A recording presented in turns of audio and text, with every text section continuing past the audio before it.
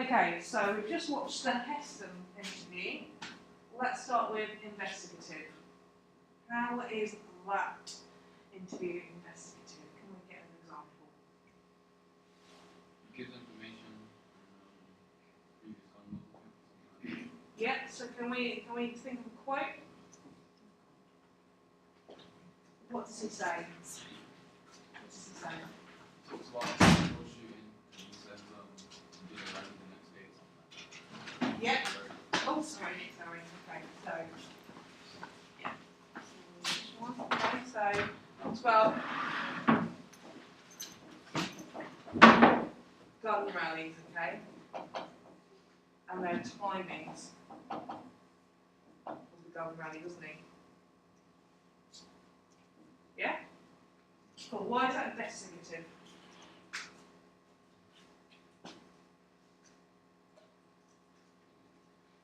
How could we say that's investigative?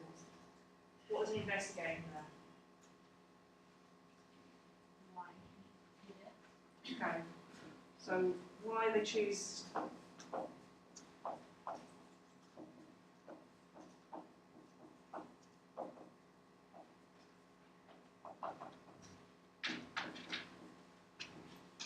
Yeah. So he's basically saying why are you going to these places after tragedies happen, like gun-related tragedies? Why is the National Rifle Association going to these places where people are killed and trying to rally support for gun, being pro-guns, when something bad has just happened in relation to guns? So he's investigating that, okay, and that's pretty much why he's there. He's trying to establish his opinions about gun laws, isn't he? Opinion of gun law. Okay? And that kind of ends the interview. It's kind of like one of the key sections of this whole interview, definitely. Cool. What's the purpose then, by this point, of being investigative? What's he trying to do? What's the purpose? It's a few of them, isn't it? Yeah? Go for it. He's researching. Yeah. Why is he researching? What is people want? Yeah. What's the research on? The information about the rallies and why they chose to do that. Okay, why they go at the time? They do. Yeah. What else does he do? Information.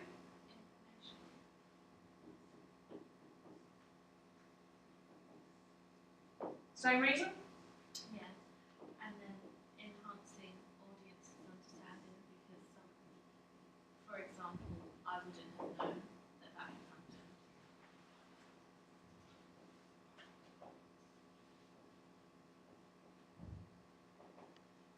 Yeah. Anything else at this point? Do you think it might be quite interpretive?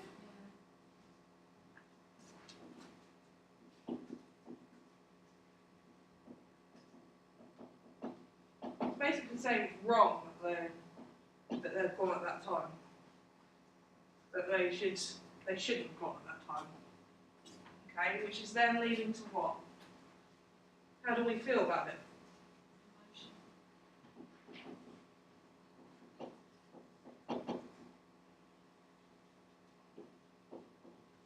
It's trying to get us to agree with him.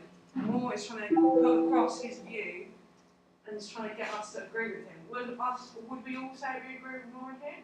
Or would someone agree with Heston by the end of this interview? How do we feel? We all agree with the interviewer. Yeah. Would you say? Yeah. I would say so. Yeah, I would say so. Got quite offended by some of Heston's reasonings there throughout the whole interview. He seemed a bit naive and a bit stupid. So by this point, I'm definitely emotionally agreeing that that's wrong. Like, why would a group think it's okay to take themselves and rally and get a full gun, freedom or whatever, when something so horrible happened? So they went after Columbine, a couple of days after Columbine, when 100 students were killed. they went after that little girl who just got shot in the head. They decided, yeah, let's go there 2 days afterwards. And his response was, I didn't know about it. And then when he actually said to him, when he said to him and gave him the choice, would you have made that choice to go if you'd known? He didn't respond, did he? Yeah, it's horrible. Yeah? So by this point, yeah, I'm definitely emotionally like, I don't want to keep Heston. I think you're a bit horrible. I was going to say something else there, but I realised I'm being recorded. Yeah? So definitely feeling emotional. So that's good. Alright? What about throughout the interview though? We don't just get straight onto that. How do we start the investigative talk? Sorry, my email's going crazy this morning. How does it start? So he's come in, he's sat down in the interview room, okay? What does he ask him about? So you've got the guns in? Yeah, he asks him about if he's got any guns, doesn't he, right? Oops, wrong pen. Okay.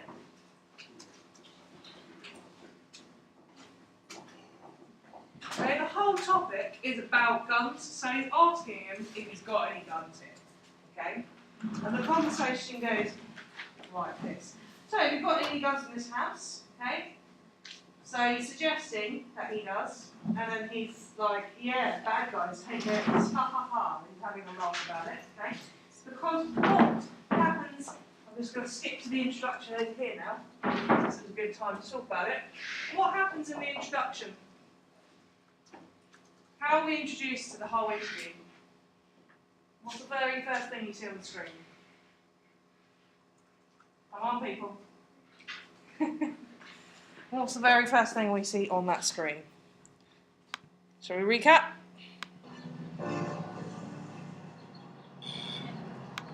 So he asks him for an interview, doesn't he, over the telephone? Nice and friendly. Okay? So he asks for an interview.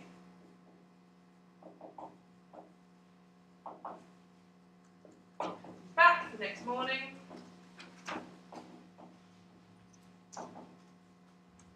He walks in.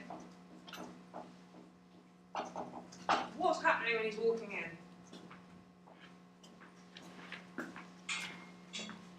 Can we remind ourselves?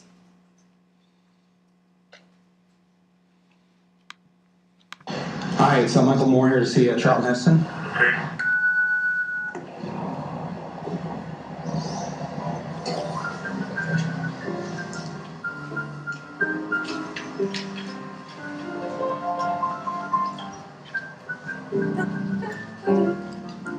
What's going on? Yeah, it's a little bit sarky, but we don't know that by this point, do we? Okay, unless you've watched it before, or in case actually the viewers at this point would probably know he's being sarcastic, it's near the end of the film. It's a little bit sarcastic, but really it's trying to be what? What kind of vibes? Like, no, don't think purpose, think about style here. Is it light-hearted? Yeah. It's being light-hearted, isn't it? The music's totally light-hearted. But you're right, it's totally done in a sarcastic way. Okay, at this point we know You it's going to started, you didn't think you would end at that. Yeah, exactly. It puts you unsure. You're kind of thinking, oh, it's going to be kind of like a nice little discussion. Yeah. But it doesn't end up like that, actually, at all. So it gives it sort of a tone, I guess, a sort of misleading tone.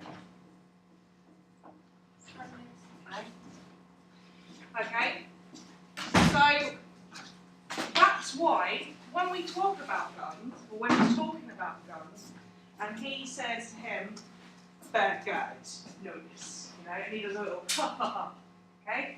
Because at this point, like, Heston's feeling quite comfortable.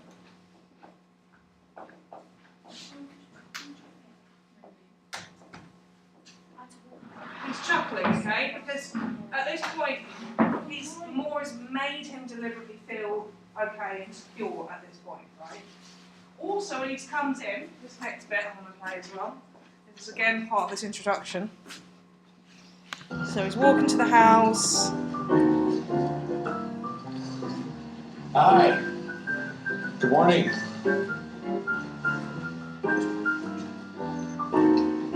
How are you? Thank you very much for agreeing to see me.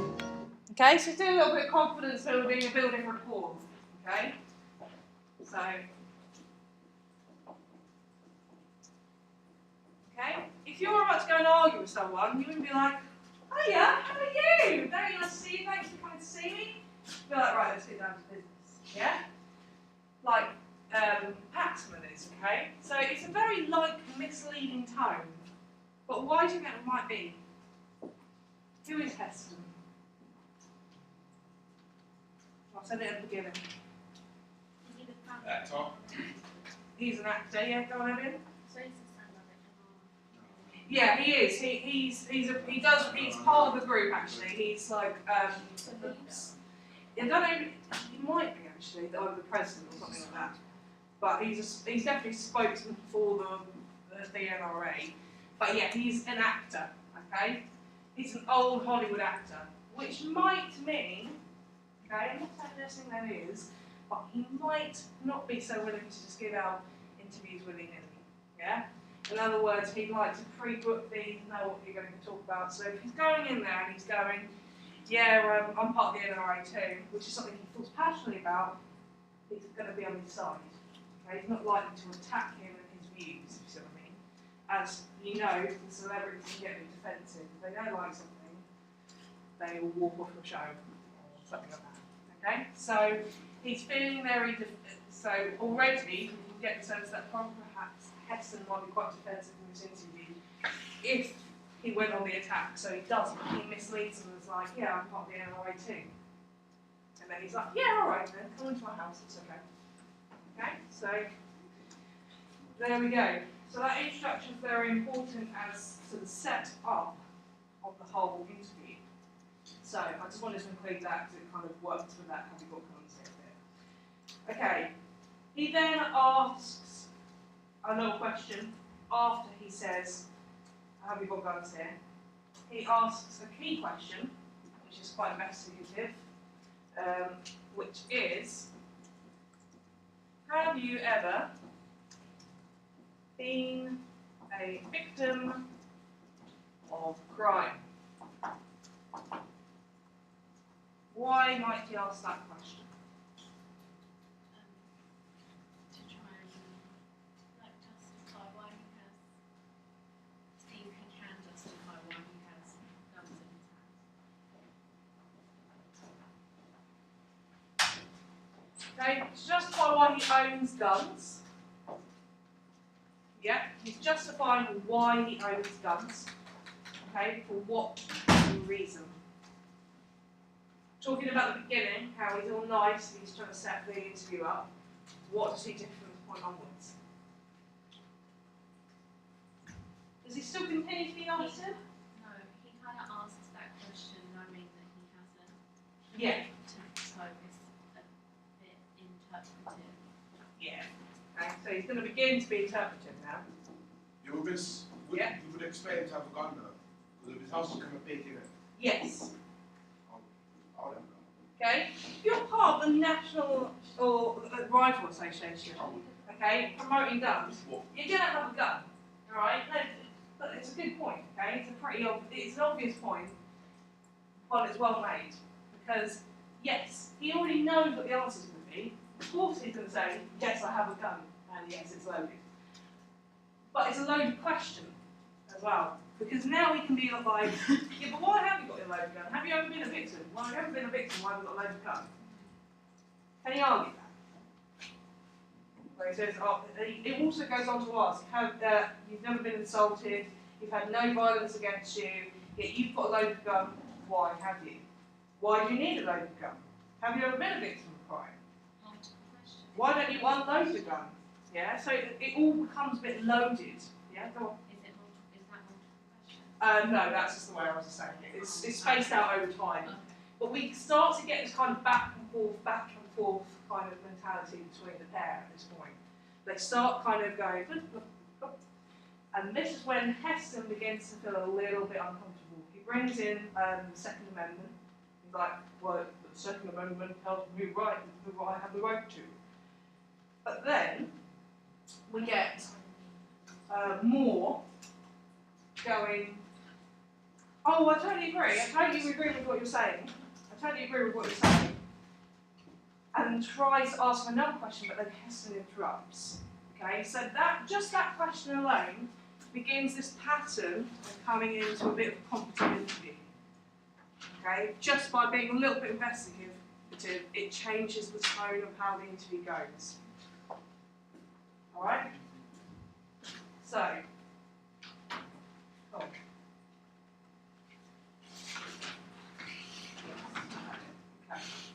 So, and the last example I would say for you to give in this investigative section is when he says, it strikes me that Canada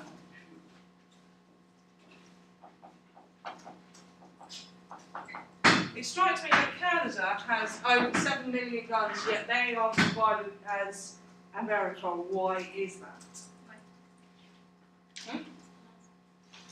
It strikes me that Canada has over 7 million guns. Why is that? And then he says, where is it? Okay, he says that America has a history of violence.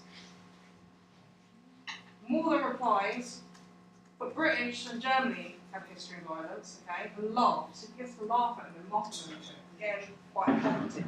We are going to go back to positive, okay? So just by being a little bit more investigative again, it changes the tone of that interview, okay? So it's very investigative, which is the main style, but obviously we're now going to go into the fact that it What does it say? strikes me, Canada, 7 million. What does it say on the Talks about gun rallies, why they chose to go of strategies. This is, yeah, my terrible handwriting. It's a teacher thing. Okay, so we're going to go into competitive because this isn't as obviously competitive as the Paxman interview, but it certainly is competitive.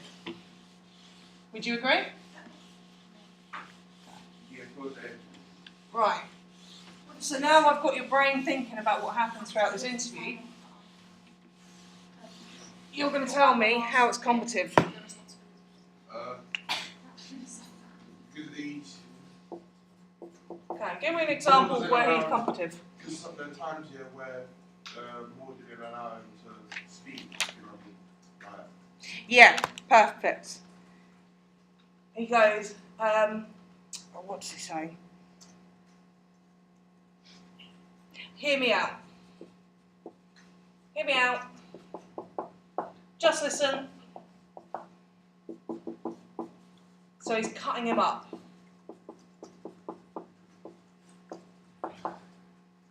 But also, Heston does that as well to Moore a lot as well. So Heston also cuts Moore up. They're not listening to one another. Okay, which is to be expected because they've got two completely different viewpoints. Yeah, so that's a great example. What else? I already mentioned it before. So he said to him, it strikes me that Canada has 7 million people with guns. Why is it America so violent? And then he just says it's American history. And then Moore says, but Germany and British, they're violent too. And he starts mocking and laughing at him. Well, let's see if we can find that bit. That, many people say, well, that's because they don't have guns around. It's hard to get a gun in Britain or Germany or whatever. But we went to Canada, and there's 7 million guns in 10 million homes. It won't be very long. But hear me out though. Canada is a nation of hunters, millions of guns, and yet they had just a few murders last year. That's it. For a country of 30 million people. Now, here's my question. Why is it that they've got all these guns laying around, yet they don't kill each other at the level that we kill each other. I think American history has a lot of blood on its hands. Oh, and German history doesn't? No. And British history? I don't think as much. Oh, Germans don't have as much blood on their hands? They do, yes. The Brits, they ruled the world for 300 years at the barrel of a gun. They're all violent people. They have bad guys, they have crime, they have lots of guns. Well, that's an interesting point which can be explored, and you're... Okay, I'm going to pause it there, okay? So, they're all violent people. They're all violent. What's he doing? They're all violent people. They're all violent people, though. They're all violent people, though. What's he doing? Yeah, how is he mocking him? What happens to his voice? It gets higher. Yeah. Tone of voice changes to high, okay? When in, like, society, do we speak in a high-pitched voice? There we go. Yep. Patronising, yeah?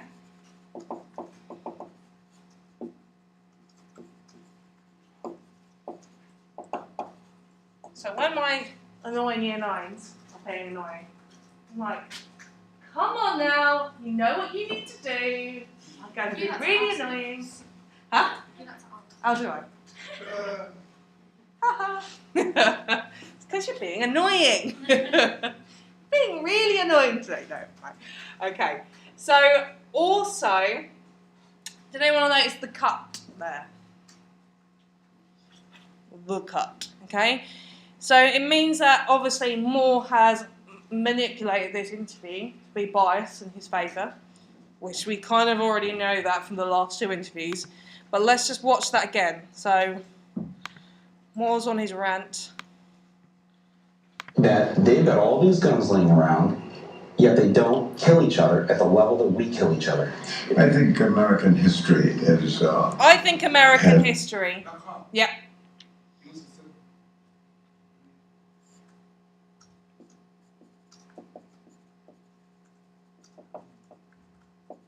So he's asked a question, right? But he's changed the response so that it makes Moore look better. Naughty. Yeah. Okay? It's probably that Heston was quite outspoken like that. Okay? Because otherwise he wouldn't have said the things that he did say in this interview. But he has cut that. So it exemplifies his point better. Okay? Because at the end of the day, it's an interpretive documentary and he's putting across a biased point of view. So if he has to cut things a certain way, he will cut them to make the interview look better. And at that point he cuts it there because that fits in nicely to the answer where he can mock him and make him look a bit stupid. So that we agree with him as a Moore, not Heston. Okay? So it's a deliberate cut. What else is a good example that we should include in this where he's being combative? Near the end. I think you should go towards the end of it. Yeah. Whereabouts towards the end, Calvin? Just before he walks out, maybe.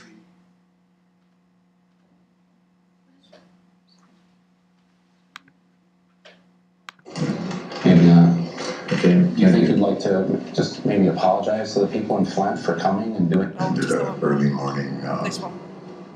rally and went on to wherever we were going. You didn't know at the time when you were there that this killing had happened. Had you known, would you have not Would I have canceled the... Yeah. I don't... Yeah. Well, here's my question though, is that after that happened, you came to Flint and held a big rally. Mm-hmm. And, you know, You so did the vice president.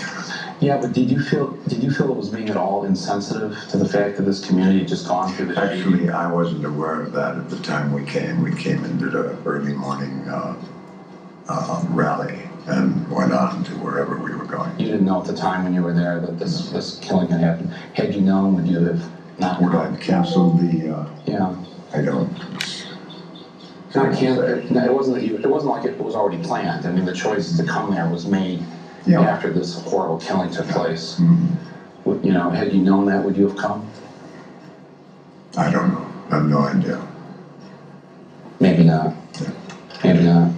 Okay. Do you think you'd like to just maybe apologize to the people in Flint for coming and doing that at that time, or? Do you want me to apologize? Me to apologize to the people in Flint? Yeah. Well, That's quite quiet. Do you want me to apologise to the people of France? Yes, we do, mate. Okay, so, yeah. Why is that competent?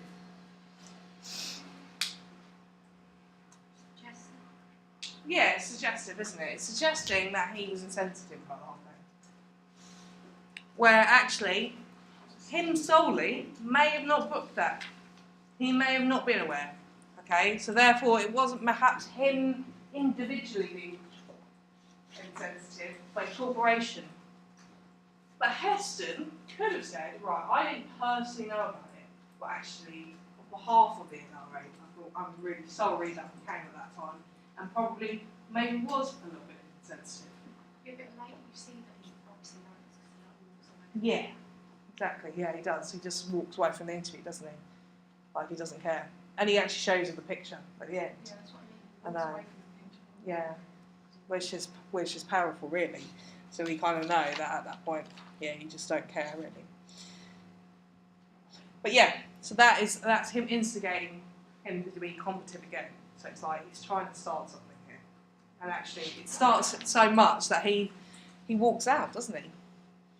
Because we know he's about to walk out because earlier on, Heston instigates a wind-up, which you also need. So a wind-up.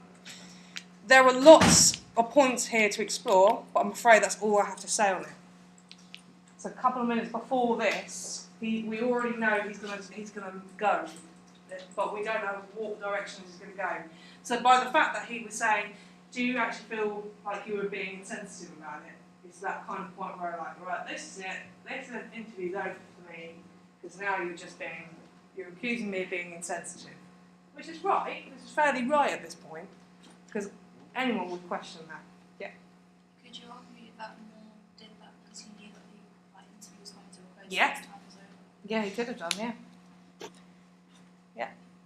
And he probably thought, yeah, let's give him one last jab here. Let's go at him again and see how he responds. What sort of reaction we get. And the reaction was him to walk out with the interview, where we get this bit where he shows the picture of the little girl, okay, who died. And then he leaves the picture there. So very, very, it's quite combative, but without the kind of harshness, or the obvious harshness of the Paxman interview. That's how they're very different, okay? So, lovely. And I think it was just a summary, okay? So a lot throughout this, there's kind of loads of little snippets of summaries. I want you to try and figure out what they are, actually, without me telling you. But it's often when he repeats what Heston has said twice. Okay, so there's more than one summary in this. I think there's a couple, about 2 or 3 summaries. Okay, so you need to start writing about how it's investigative, how it's combative, how it uses direct sensitive questions, the introduction, and that wind up. Okay, remembering to bring in this, and remembering to explain what's going on. Okay, the doubles are worse in it than this group. Okay, but generally speaking, a lot of you are going, this is a combative interview.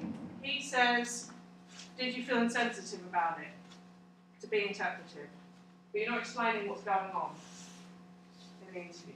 So I mean, so you need to explain what's happening, why perhaps he's being combative, what is he trying to get out of the interview for him? How is that technique impacting the interview? Okay? Because remember, we're talking about the techniques and how he employs them for a purpose. Okay? Why is that technique even happening there? It's not just random, it's purposely done and set out on.